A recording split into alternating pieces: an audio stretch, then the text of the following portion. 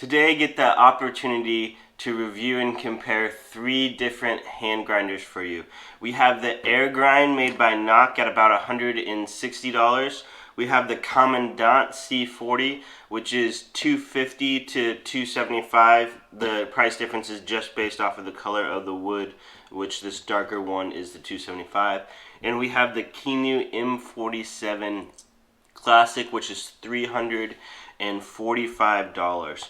All 3 of these hand grinders are kind of difficult to get on the market right now, so this review will still hopefully help you out to figure out which one you want to really be searching for to buy. So before we dive into this video, I just want to say thank you for tuning in to Kabin's Coffee Corner. This channel is designed to help you choose what you want to purchase to brew coffee at home. There's a lot of different options of different things out there, so I want to purchase those, review those, and compare them so you can make the right decision right off the bat and don't have to spend any extra money. If you would like to purchase any of these grinders, please use the affiliate link below where I'll make a slight amount of commission at no extra charge to you. This helps fund these YouTube videos and helps me buy more gear to continue making these videos for you. I also have an Instagram page called Kabin's Coffee Corner. You're more than welcome to follow me there. And lastly, please like and subscribe. This really helps me produce more content. If you have any questions of any of the grinders, drop those in the comments below and I'll do my best to answer those out for you. So here's how this is going to work. We are not going to brew coffee with these today because I wanted to make this as quick as possible. And I've brewed plenty of cups of coffee for both espresso and both pour over. Maybe even French press on a few of these. But what we're going to do is we're going to compare features and build, and then we're going to grind a little bit with them so you can kind of feel, kind of get an idea of how easy it is to grind with these things. And then I'm going to compare the grind particle distribution on a piece of paper here.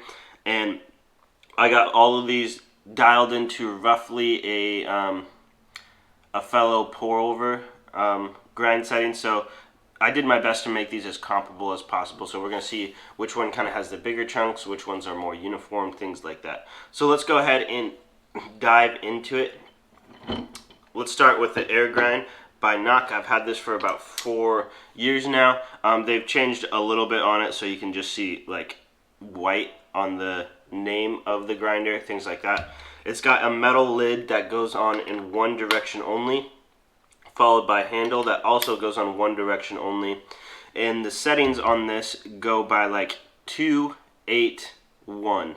And what I mean by that is 2 would be 2 full 2 would be 2 full rotations from 0. So when the burrs are touching, you go all the way past all of the numbers twice, and that represents 2 full rotations. Then you go to number 8, which would be the number 8 on here, and that's 2, 8. And then if you go to a dot after that, you'd be at 2, 8, 1. So that's how I do the grind settings on this. It's got an O-ring right here that holds this on here. I did have this bottom little lid thing. This is one of the very first Airgrinds, so they might have fixed that. But I have this taped here because this bottom plate I knock on the table to get the grounds loose, and that ended up falling off. So I taped it back on with no issues since. It also has a little handle thing that you can slip this off and put the handle right there. The plus side to this one, this is the smallest of the bunch. It feels really well made, and it fits in an AeroPress. I forgot to mention this on the grind settings. When you put this lid on, it has a little notch here, and that's where you aim for your grind setting. Next is the Commandant. This has a magnetic lid on here, so there's a magnet here, and it simply can go on in any way you want to. It'll just line up for you there. It's significantly bigger, so to kind of give an indication on how big this is, my fingers overlap on the Airgrind. My fingers don't come close on the Commandant, and on the Kinu, my fingers can touch. So at the top part of the Kinu, at the bottom part of the Kinu, okay, they can still touch. So it's a little wider down there. So big, or so small, a little bit bigger, biggest. You change the grind settings here by unscrewing this bottom part which would be the glass jar, which also comes in a dark color as well, and it has a click adjustment on the bottom here, and that's how you indicate what grind setting you are. You do have to have the handle on when you do change those. It has nice wood finish, feels very, very nice and luxurious while using. Moving on to the Kinu M47. The grind settings are right here on top, and they follow the same grind pattern as here. You simply unscrew this top part here, and then move the dial however you want, and it has kind of like those Fox clicks in there. And by what I mean by that, it's like when you use a Touch ID on an iPhone, it kind of feels similar like that. It's like gives you an indication that something's happening, but like it's, I don't know, it's like kind of like false clicks. It's very interesting. I like it though. It feels good. So that's simply how you do it. Untwist that and then move the dial around and follow the same settings that you do here. Going from not the exact same grind setting. So 2.8 on here is not the same on the Kinu. I'm at a 4.5. 4.5 for pour over, 2.8 for pour over on the Airgrind, and about 22 clicks on the Commandant for the settings that I'm using. This has a magnetic catch tray right here, and I'm going to go into some of the issues with all of these as well and the problems that I've had. It does not come with those silicone bands. I had to add those for an extra $10, which is frustrating at a $350 price point. So let's go on right here. We're going to go to the negative sides of all of these grinders, and then I'm going to go to some of the positive features that I like about it. The negative side on this one is probably the fact that this has an O-ring. It doesn't sound like a big deal on it, but I hadn't had the O-ring wear out and it falls out, and then it's just an annoying thing that you have to go buy another O-ring to operate your grinder. I've had poor results with the customer service on Airgrind. So when I've contacted NOC, my friend got one of these and it just did not operate the way it should. I did everything I could to take it apart to see if I could fix it, but I couldn't not get it. It just operated really slow. I can typically grind for a shot of espresso in a minute, and it would take like 10 with his. Like, it wasn't feasible to really use the way it was intended. He contacted Made by NOC, no response. I contacted Made by NOC 3 or 4 times for him, no response. So I'd highly recommend, if you're looking at purchasing this, you can get it a little cheaper from Made by NOC because they have some defected ones that have like slight cosmetic issues, stuff like that, which I believe is maybe this one. But it's a gamble when you buy from them, because if it's not working, you're sunk. You're out the grinder. So I'd really recommend, and yes, this is a bias because I am an affiliate with them, so if you use the link below, I'll make some slight commission. But when you buy it through Prima Coffee, they have great customer service, so if there's an issue with it, you can call them and they'll take care of you. So they used to have a plastic lid on this thing, so Prima replaced this for me with the metal lid, even though I didn't buy it from them, and they replaced the O-ring for me too. I just had to pay shipping, and they took care of all of that for me, which was great on that. So highly recommend buying through them so you don't have to worry about customer service. So the con on that is the O-ring.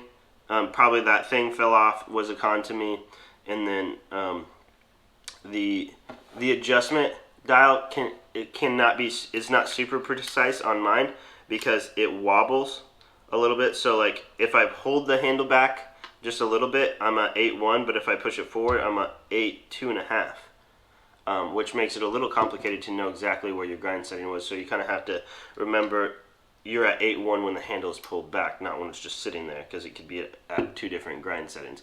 It's not significant, but Commandant cons. Size, it's really big to hold in your hand, which makes this kind of slip even in my hands, and I have fairly long fingers. It's very easy when you're grinding for it to spin in your hand. They do make some grips for it, but because of COVID, it's a lot harder to purchase some of this stuff. So I don't really even know where to get a grip. I probably have to talk to the local distributor where I bought this grinder. The glass jars are nice. I like how they screw, and I thought it'd be more of a con than it actually is. I'm scared of them breaking because it's glass, That's the main thing, because I like to knock my catch cup on the counter to kind of loosen up the grounds to make sure they all come out. And it also just does not pour very simply from it because there's a little lip in there. And to me, the last con, and it's a pro to some, is I don't like the adjustment. I don't like how you have to adjust this thing by unscrewing the catch tray and then going through this little click dial and counting your clicks. It's a lot easier to lose track of the grind setting you're at. The reason for this is so this one, I would be at 4.5 for pour over on here.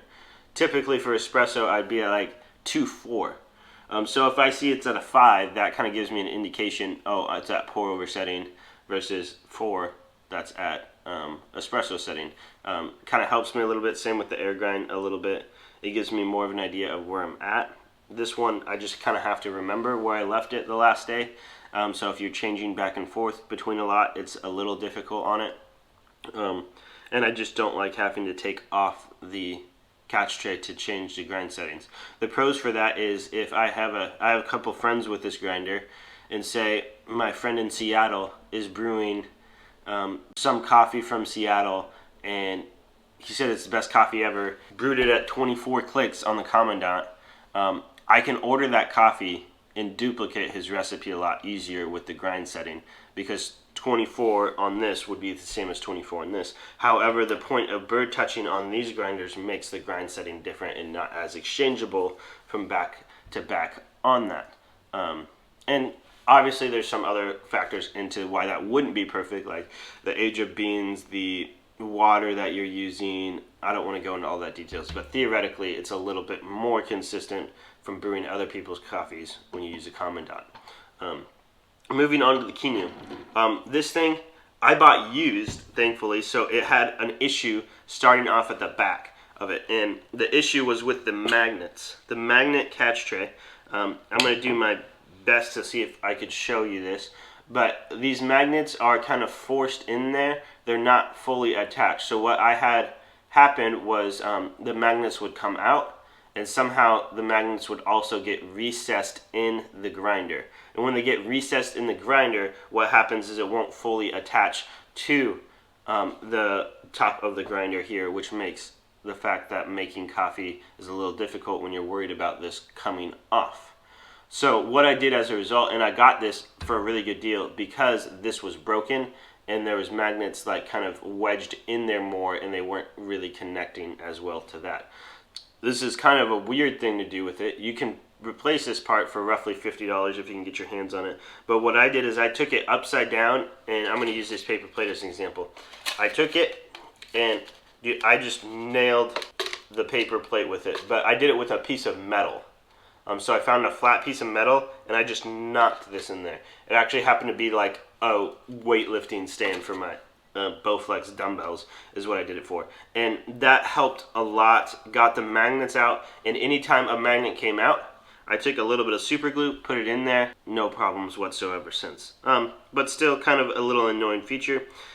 Going back to the Airgrind problem is I contacted Kinu, and the guy that I bought it from tried to submit a warranty claim, but Kinu just never responded to him. I read a lot of other articles saying that was the same issue for them.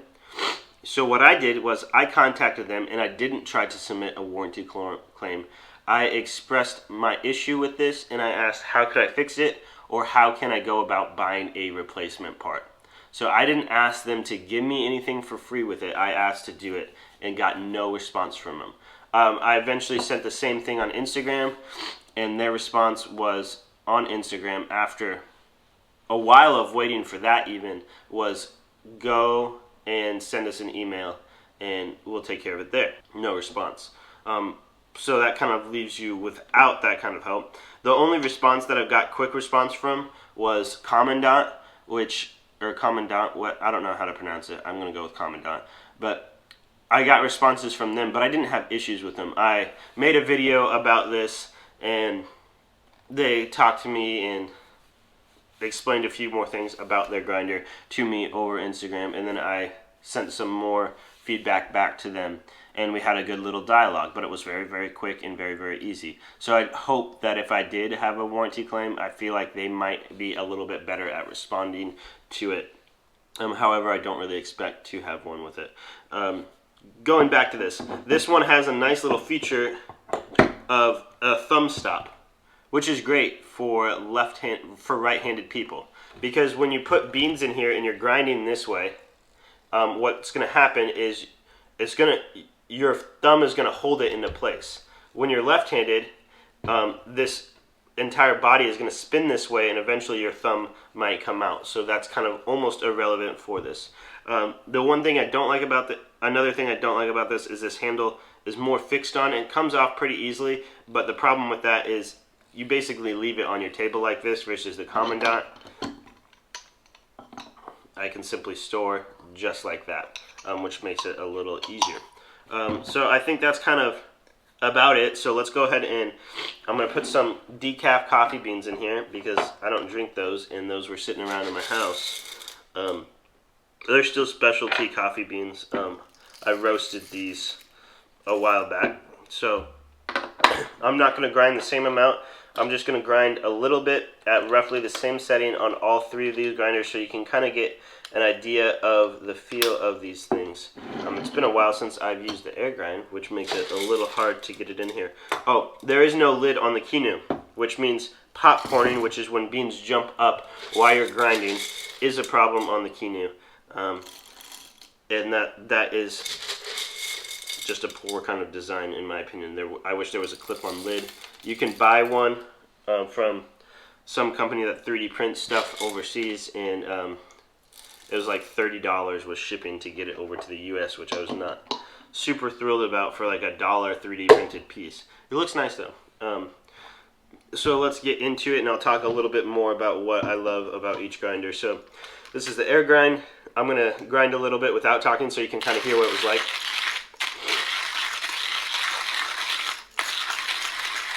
So nice and simple to grind. Small radius on your arm. I don't know why that matters, but saying it anyway. So I love this grinder because this got me into espresso, and it could do pour over. So right off the bat, I was able to use it for the Flare and up to the Flare Pro 2. I don't think I've tried it with a 58mm portafilter.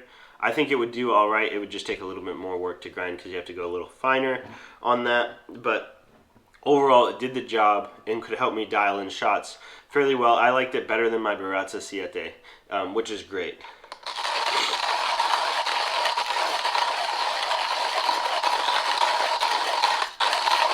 This one has like the lowest pitch of all of them. I like how you can see how much you've ground in it.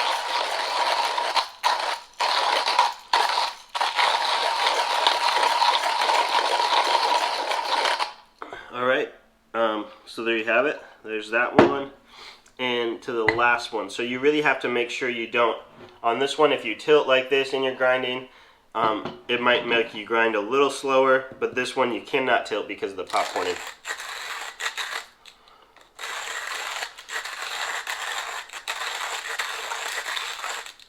It makes it seem like it's a lot harder to grind this one when you're sitting down like this because my elbows are in there and this desk is hard. This one's probably the easiest one to grind out of all three.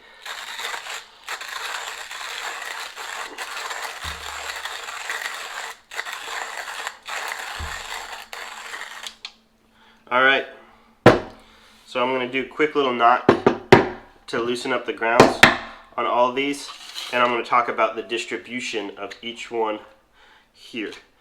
So this one works alright for espresso and pour over. It gets the job done.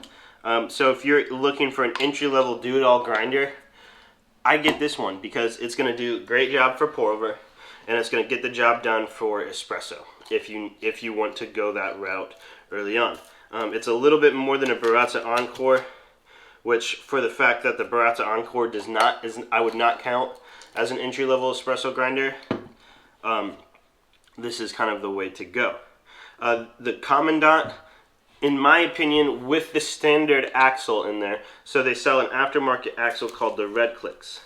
The Red Clicks allows you to go more adjustments, so there's a less of a gap between the clicks. With the red clicks, I've heard you can do espresso. I would not market this as an espresso grinder, and I don't think they market it as an espresso grinder as it currently sits. However, it does a phenomenal job at pour over. The Kinu, however, does a great job at espresso. So when I look at the times of these things for grinding, this is pretty comparable, around 60 seconds, 40 to 60 seconds, give or take. This one will be like more like 30 to 20 seconds. It goes a little quicker, and that was about 30 to 40 seconds for espresso, so even still faster than those, which isn't too much in the morning. So let me take a quick look at these. When I look at all of these with my lack of sciencey stuff in here, they look great. Going deeper into it, it looks like the Airgrind has quite a bit more bigger chunks in there that you can see, and a lot finer in there. So it's still pretty consistent overall, but it's not as great. It looks a lot more uniform on there. There's a lot less bigger pieces on the Commandant than the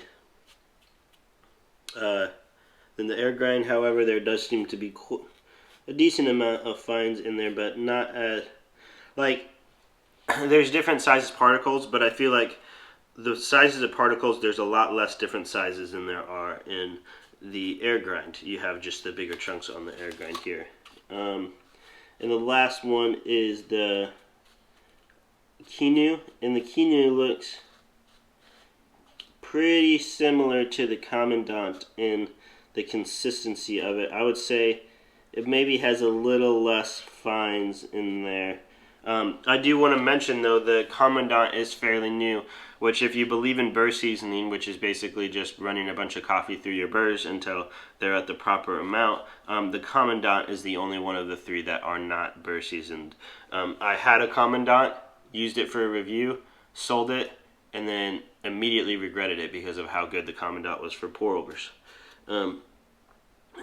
But I would say it's really hard to tell. Like, to be honest, if I looked at the grind setting between the Kinu and the Commandant, I really couldn't tell too much of a difference, which is kind of interesting to me. So it's interesting. This is definitely like, these have great grind settings on here. Great grinds, looks great. This one looks decent and still pretty good. I wouldn't call it bad by any means. Very uniform throughout it, and I think does a great job. So this one I would definitely buy. If this is the one grinder you can buy, you're tight on a budget, you want something that can do everything, this is the way to go. This grinder can also do everything. This can do pour over well. This can do espresso very well. I'm very happy with this for espresso. I think it does a good job comparing with the Niche Zero even for espresso, and pour over for that matter. This one is going to be the best for pour over. It's going to be better than this. It's more enjoyable to use for this. So, and this weird setup, which sounds ridiculous, this is my pour over grinder at home. This is what I'm going to be using. This is also for travel for that purposes. And this is my travel espresso grinder. So yes, two grinders. You could get by with just this one, or just this one with the red clicks if you had them installed, which I'm hoping to get and do a review later down the road comparing the two. But they both do. This one just excels well in pour over. This one excels well in espresso. This one excels well in pour over, and it's kind of which one are you going to do the majority of. Or if you're on a really tight budget, I would go this way. There's also plenty of other hand grinders out there, but these are the three that I had access to. If you have any questions on any of these, I'd still highly recommend buying them somewhere in the US where you can submit a warranty claim if there's issues, because these companies are a little questionable on their customer service. This one I honestly don't know because I haven't had to submit a claim on it. But overall, you should be happy with any of these grinders. They all have their pros and cons, and I'm just beyond privileged to be able to even have these and have access to be able to grind. So I hope you found this video helpful. If you have any questions, please drop those in the comments below, and remember, please like and subscribe, and thank you so much for watching.